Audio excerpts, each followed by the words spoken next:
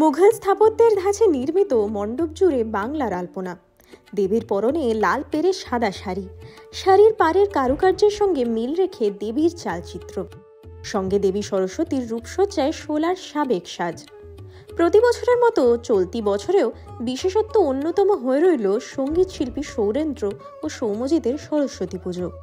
গানের স্কুলের সকল ছাত্রছাত্রী এবং শিক্ষক শিক্ষিকাদের নিয়ে বাণী বন্দনায় মেতে উঠলেন দুই প্রথিতযশা সঙ্গীত শিল্পী।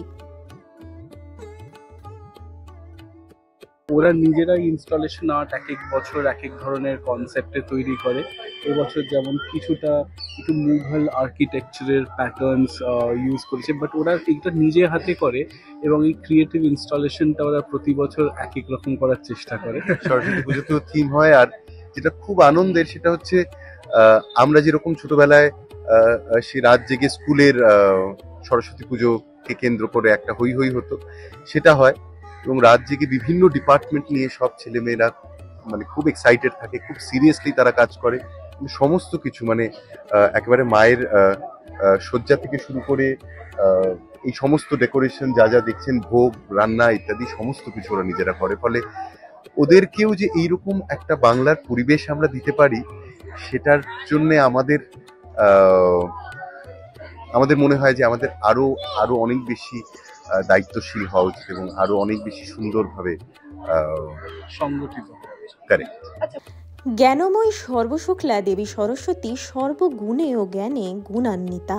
শুভ্র বর্ণ অর্থাৎ সাদা রং শুদ্ধতার প্রতীক। দেবী সরস্বতীর শ্বেত শুভ্র মূর্তি তার কলুষীন চরিত্রের প্রতীক বলে মনে করা হয়। দেবীর গাত্রবর্ণ শুক্লবর্ণ অর্থাৎ তিনি সকল দোষহীনা। দেবীর শুভ্রবর্ণ আমাদেরও দোষমুক্ত থাকার অনুপ্রেরণা দেয়। সেই অনুপ্রেরণাতেই সৌরেন্দ্র ও সৌম্যজিতের সরস্বতী পুজোয় সামিল সকলেই সাদা পোশাকে সুসজ্জিত।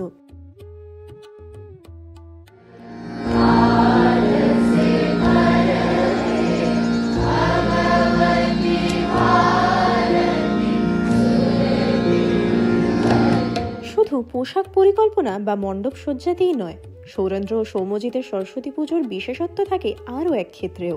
প্রতি বছর নিজেদের সৃষ্টি করা নতুন গানে দেবী বন্দনা সারেন। এবারও পুজোর পরিবেশকে অন্য মাত্রা দিয়েছিল গুরু শিষ্যদের যুগলবন্দি।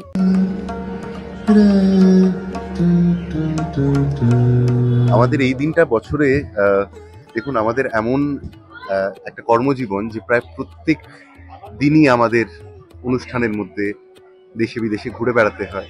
তবে এই দিনটা খুব বিশেষ, কারণ এটা একেবারেই আমাদের ছেলেমেয়েরা নিজেরা অর্গানাইজ করে।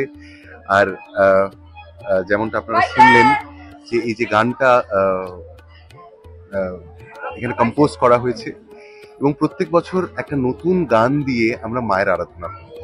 ফলে এটা আমাদের কাছে খুব খুব একটা আনন্দের দিন। খিচুড়ি আছে, লাবড়া আছে, একটা পাঁচমিশালি তরকারি আছে, ভাজা আছে, পায়েস, চাটনি, পাঁপড় এই অবধি শুনেছিলাম। আর ছাত্ররা নিজে হাতে খুব স্পেশালি নারকোলের নাড়ু করেছে। হ্যাঁ, এবং ওটা ওরা প্রতি বছর করে।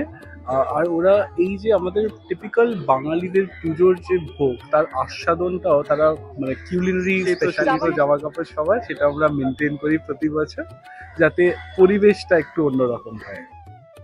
যুগল সঙ্গীত শিল্পীর বাগদেবীর আরাধনায় চমক থাকে ভোগ প্রসাদেও। দেবীর নৈবেদ্যতে ফল মিষ্টির পাশাপাশি ছাত্রীদের হাতে বানানো নারকেল নাড়ু মাস্ট। ভোগের মেনুতে খিচুড়ি, 5 তরকারি, মিষ্টি সহ বিবিধ বাঙালি পদের সমাহার।